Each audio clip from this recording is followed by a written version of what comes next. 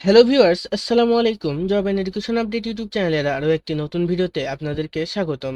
আজকের ভিডিওর টাইটেল ও থাম্বনেল দেখে অবশ্যই বুঝতে পারছেন কোন বিষয় নিয়ে কথা বলবো। আজকে আমি কথা বলতে চলেছি 18তম শিক্ষক নিবন্ধনের লিখিত পরীক্ষা সম্পর্কে। যারা লিখিত পরীক্ষায় অংশগ্রহণ করেছেন তাদের ফলাফল কবে প্রকাশ হবে এই বিষয়টি জানার জন্য প্রায় প্রতিটি প্রার্থী চিন্তিত। মূলত তাদের কথা চিন্তা করে আজকের ভিডিও তৈরি করছি।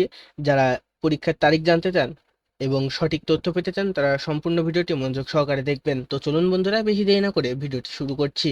তো আপনারা সর্বপ্রথম যে কোনো একটি ব্রাউজারে চলে আসবেন এবং সার্চ বারে এসে টাইপ করবেন এনটিআরসিএ। এনটিআরসিএ লিখে সার্চ করলে প্রথমে দেখতে পাচ্ছেন এনটিআরসি এর কর্তৃপক্ষের অফিসিয়াল ওয়েবসাইট। আপনারা এখানে প্রবেশ করলে আমরা যদি দেখি নোটিশ বোর্ডে কোনো রেজাল্ট জনিত আপডেট নেই, কিন্তু এখানে একটি নোটিশ দেওয়া রয়েছে অষ্টাদশ শিক্ষক নিবন্ধন পরীক্ষা 2023-এর লিখিত পরীক্ষা অনুষ্ঠানের বিষয়ে। অর্থাৎ পরীক্ষা অনুষ্ঠানের বিষয়ে কিছু তথ্য সেখানে দেওয়া হয়েছিল বিগত 10 তারিখে। এটা ব্যতীত আপনারা যদি এখন কোনো রেজাল্ট কবে প্রকাশিত হবে বা এরকম তথ্য জানতে চান, এখানে কিন্তু আপনারা সেরকম কোনো তথ্য পাবেন না। কিন্তু দ্য ডেইলি ক্যাম্পাসের একটি পত্রিকার মাধ্যমে ইন্টারসিএ কর্তৃপক্ষ একটি তথ্য জানিয়েছিল। 18তম শিক্ষক নিবন্ধনের লিখিত পরীক্ষা শেষ হয়েছে। আগামী সেপ্টেম্বর মাসে নিবন্ধনের লিখিত পরীক্ষার ফল প্রকাশ হবে।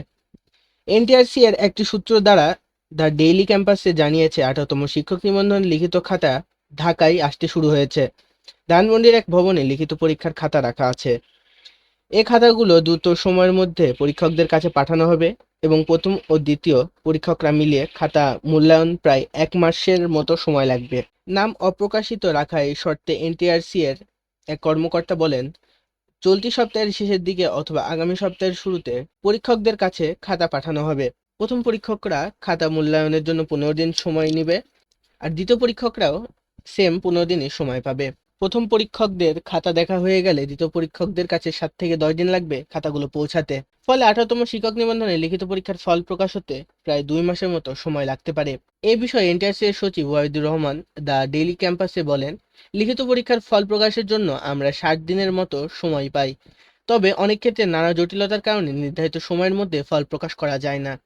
আমরা আশা করছি এবার 60 দিনের মধ্যে লিখিত পরীক্ষার ফল প্রকাশ করব। জানা যায় গত 15 মে 18তম শিক্ষক নিবন্ধন প্রিলিমিনারি পরীক্ষার ফল প্রকাশ করে বেসরকারি শিক্ষক নিবন্ধন ও প্রত্যয়ন কর্তৃপক্ষ এনটিআরসিএ। এতে গড় পাশের হার 35.80%।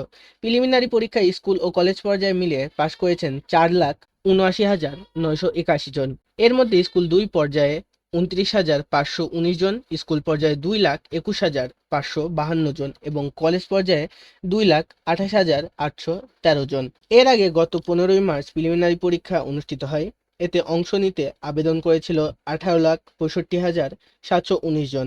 তবে পরীক্ষায় অংশ নেন 13,40,833 জন প্রার্থী। পর কতগুলো স্টেপ পার হয়ে আপনাদের খাতা মূল্যায়ন হয় এবং রেজাল্ট পেতে কতটুকু দেরি লাগে।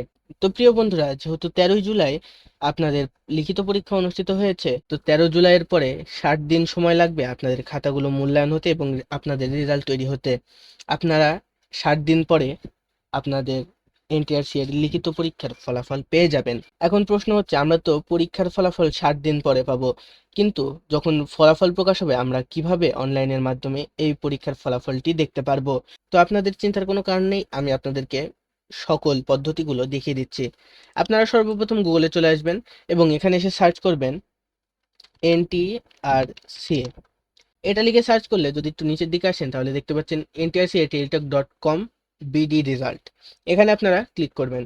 এখানে এসে আপনাদের রোল নম্বর দিবেন এবং এক্সাম। এখানে এসে এখানে একটু ভালোভাবে খেয়াল করুন, এখানে দেওয়া রয়েছে 18তম এনটিআরসি এক্সাম প্রিলিমিনারি।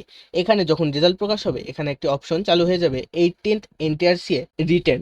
তো এই পত্রিকার মাধ্যমে আপনারা অবশ্যই বুঝতে পারছেন যে পরীক্ষার অর্থাৎ আপনাদের লিখিত পরীক্ষার ফলাফল, সেই অপশনটি চুজ করে এখানে সাবমিট করে দিলে আপনাদের রেজাল্ট আপনাদের সামনে চলে আসবে। তো প্রিয় বন্ধুরা, এই ছিল আজকের ভিডিও। যদি ভিডিওটি ভালো লেগে থাকে তাহলে অবশ্যই ভিডিওটিতে লাইক দিয়ে চ্যানেলটি সাবস্ক্রাইব করে রাখবেন যেন আমাদের ভিডিওর আপডেট আপনাদের কাছে পৌঁছায়। দেখা হচ্ছে অন্য কোনো ভিডিওতে, ততক্ষণ পর্যন্ত ভালো থাকবেন।